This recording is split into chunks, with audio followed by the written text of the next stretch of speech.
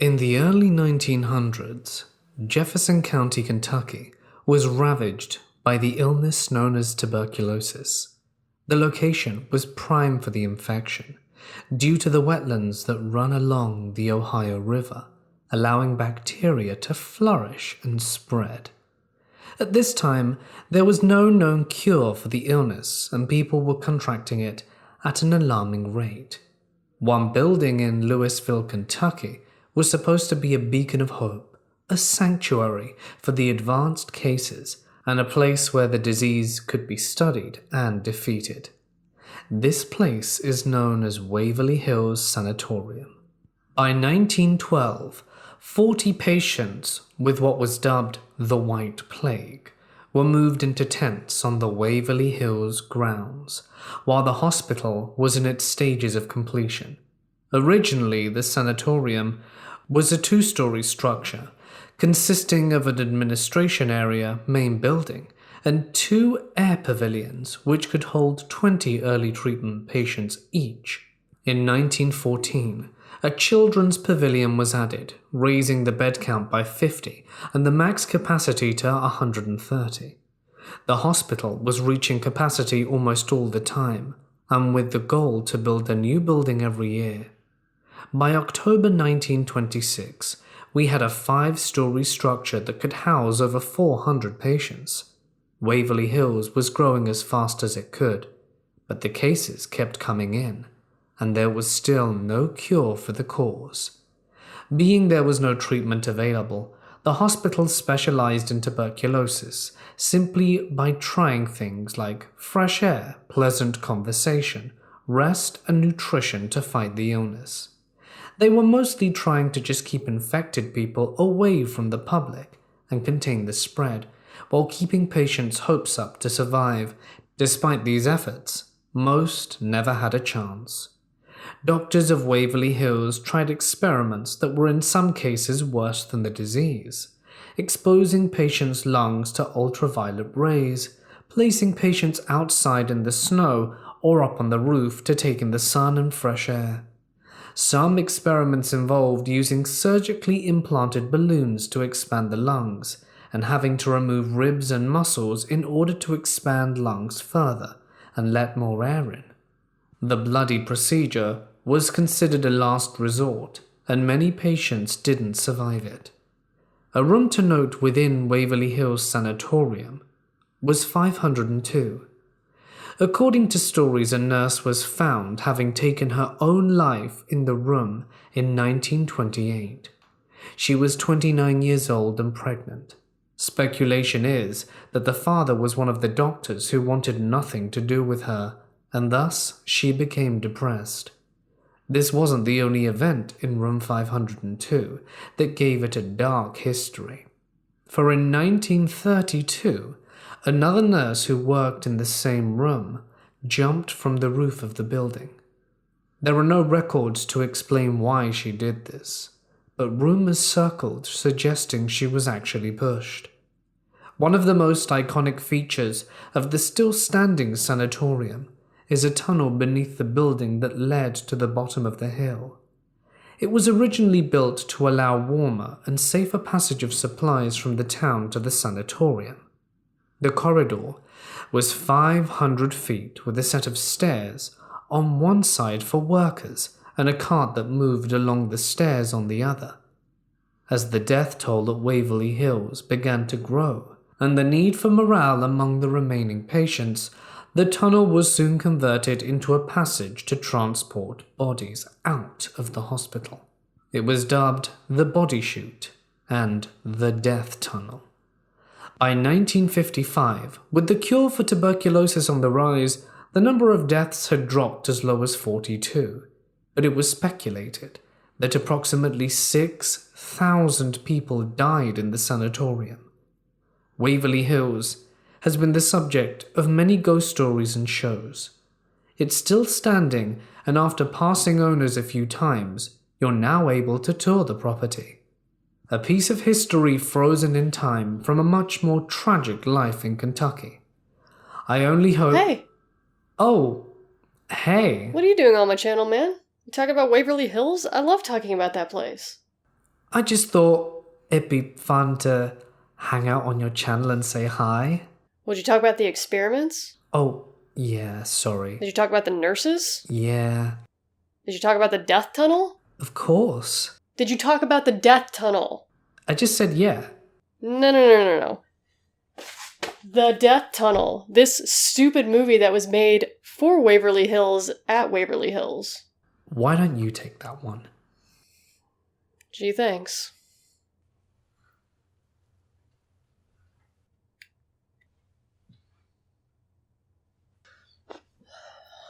Alright. So first of all, before you start your comment attack, I'm well aware that there are certain websites and the back of this box say that 60 to 64,000 people died at Waverly Hills. However, only 6,000 were ever officially recorded dying at Waverly Hills, so it kind of goes with the whole theme of the place, where people want to make Waverly Hills a lot scarier than it actually was so they can sell you their TV shows about ghosts where people go,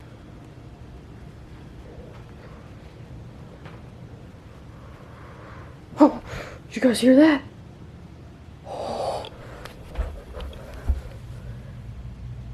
That doll just said, lol, I'm dead." Now don't get me wrong, life at Waverly Hills was devastating. Tuberculosis was tearing through patients at an alarming rate and there was no end in sight. It must have felt helpless knowing that being damned to such a sanatorium meant that you were just creeping closer to death every day. But what shows like Ghost Hunters and this movie do is crap all over what those people had to go through while they were dealing with living at Waverly Hills. So why don't we, real quick, tear this movie apart? What do you say? So right off the bat, we get a blip of information that, as you can tell from listening to my lovely guest, is largely untrue. They didn't build the body chute solely for transporting bodies out of the hospital. It's just what it became after they realized that's all the choices they had to keep morale up.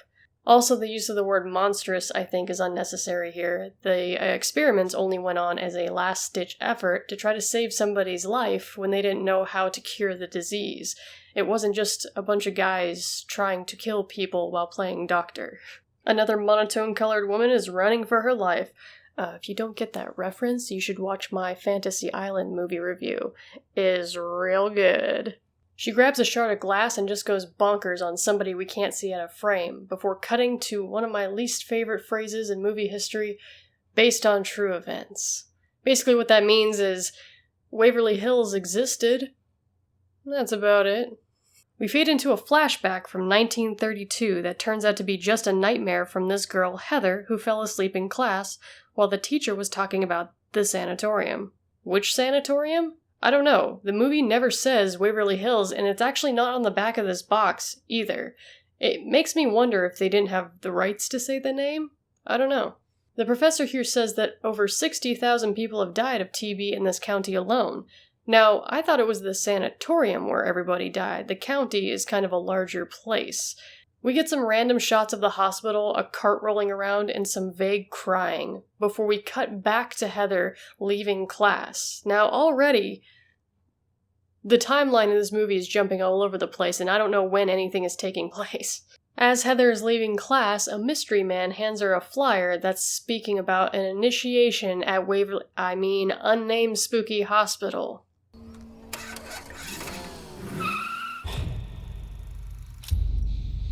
Already, this movie is a fever dream. It keeps cutting back and forth between the plot buildup with Heather and some random stuff happening at a hospital with some completely different characters at a completely different time. The only thing I remember from the first time I saw this movie a few years ago is that it was really, really hard to follow. And it still is. Opportunity to meet more people, and it's only the most important event of the year. What was that? Did those girls just vanish? Did she not notice? Why did they film girls standing there and then nothing? Man, I wanted this to be a short movie review. Sorry, fam. So we cut to the hospital where a few girls have already been kidnapped. Now, the chronological order of the movie suggests that this is happening right now, in the middle of the day, but the initiation wasn't supposed to start until that night, so I don't know, are they just starting this early, or is this just a flash forward to much later? Don't worry, this gets worse. There's a guy in a control room somewhere talking to them over speakers that are somehow still working after the place has been abandoned for several decades and gutted completely. He's also watching them on what he calls hidden cameras, but they're the most obvious cameras I've ever seen in my life. Then bam, back to the main characters who are now entering a nightclub at the time the initiation is actually supposed to start. Oh god, are we suggesting that these 3 girls are ghosts or something? Jump cut back to the hospital with no name, where we get to hear the movie's catchphrase, 5 girls, 5 hours, 5 floors. The girls have to, I guess, explore the 5 floors of the hospital, which doesn't seem that hard if this wasn't a dumb horror movie.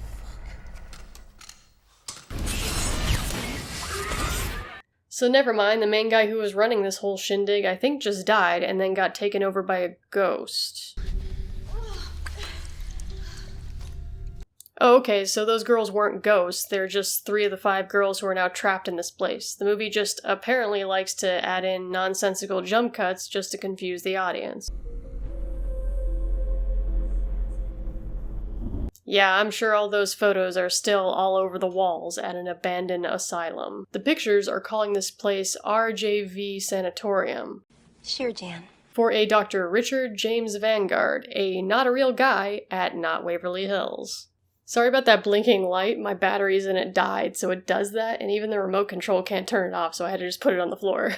So just when you thought the movie was going to chill out with the time-traveling jump cuts, we jump back to the club for just a split second to confuse you, and then we jump to see a bunch of guys at this asylum setting it up, like setting up the cameras. I'm guessing around this... Really? Then we go back to the club. Who thought this was a good idea? So the initiation is run by the university's one frat house, and its goal is to let 5 lucky girls into their parties for the rest of their lives. But doesn't just being a girl get you into frat parties? Is the party consisting of a bunch of guys and a few traumatized girls? This horrible girl runs into Heather, and we flash back again to when she saw her standing outside, and you know what? It's a mess. This whole movie? It's a mess. Can we get back on track, please? Present time, Not Waverly Hills, more girls are waking up, and they immediately act like they don't know what they're doing there, and they just want to go home. Like, I thought you guys wanted to do the initiation. I want to go home! The first girl we saw wake up hasn't even left her room yet, so nothing is really progressing except for a lot of time-traveling jump cuts. You get to see a door, the girl, the door, some cameras, more of the girl, the door. Man, you guys know how to waste a lot of time. After fucking around in her room for a century with a goopy light, the door opens on its own and she's freed. Now, I don't think these actresses are from Kentucky. The guys aren't even trying to sound like they are, but every now and then the actresses will try a southern accent and then forget about it like 3 words later. So every now and then they splice in old footage from Waverly Hills, but none of it matters because nobody's explaining any of it. All we know about this place is the blip from the beginning that blames all the deaths on this hospital. Nobody has explained why this place is so historic. And mind you, they filmed at Waverly Hills. They had such potential to make something great here, but all we got was this weird jump-cutty mess. I mean, at one point, out of nowhere, one of the girls strips down and takes a shower in the place just so we can see some lady parts. It's insulting. The girl, by the way, is the girl from the beginning of the movie who went all McStabby-stab on, I'm guessing, one of her friends by her reaction.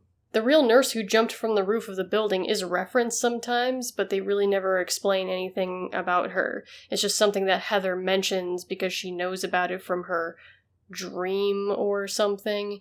80% of this movie is watching half-naked girls slowly wander around the sanatorium until this happens.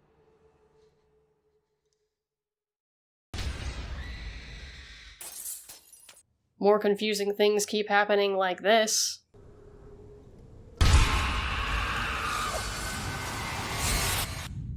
I mean, what the hell was that? So they're all being harassed by these spirits who vaguely represent people who really died at Waverly Hills. The 502 nurse who was pregnant possesses one of the girls, snowy footprints on the ground, and the frozen girl suggests patients who were left out in the snow, I guess?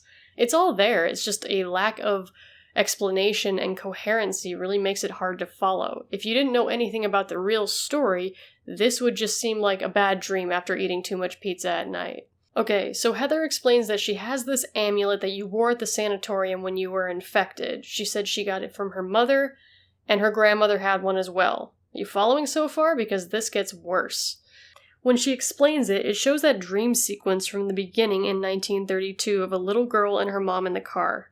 So that little girl was either her grandmother, who wasn't sick yet and probably wouldn't get admitted to the hospital if she did become sick until around the time tuberculosis was cured. But what I think the movie is trying to suggest is that the little girl is Heather, the driver is her mom, and the person they're admitting to the hospital is her grandmother.